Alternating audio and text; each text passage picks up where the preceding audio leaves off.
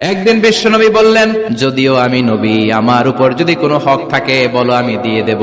কোন সাহাবী দাঁড়ায় না। এক সাহাবী দাঁড়িয়ে বলল, নবী, যুদ্ধের ময়দানে চাবুক চালানোর সময়, লাঠি চালানোর সময় এক কাফেরকে মারতে যে আপনার লাঠির বাড়ি আমার পিঠের মধ্যে পড়েছে, আপনার পিঠে আমি লাঠির বাড়ি মেরে এটারে শোধবোধ করে দিতে চাই। তিনি বললেন, আসো, তুমি এসে আমার পিঠে লাঠি দিয়ে চাবুক দিয়ে বাড়ি মারো।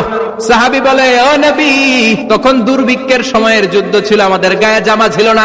আপনি যদি যথা নিয়মে কেসাসটা আদায় করতে চান, আপনার জামাটা খুলেন, খালি পিঠের মধ্যে বাড়িটা মার। এবার আর ওমরে ফারুককে ধরে গে, এদিকে আয় তোরে দেখাইতেছি। বিশ্বনবী বললেন, ওমর থামো, মারতে দাও। বিশ্বনবী উনার জুব্বাটা উপরের দিকে উঠালেন।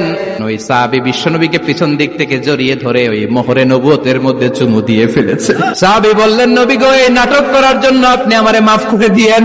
অনেক দিনের সাধনা, জল্পনা কল্পনা, আপনার মোহরে নবুয়তে আমার ঠোঁটটা আমি লাগাবো। একদিন বিশ্বনবী বললেন, যদিও আমি নবী, আমার উপর যদি কোনো হক থাকে বলো, আমি দিয়ে দেব।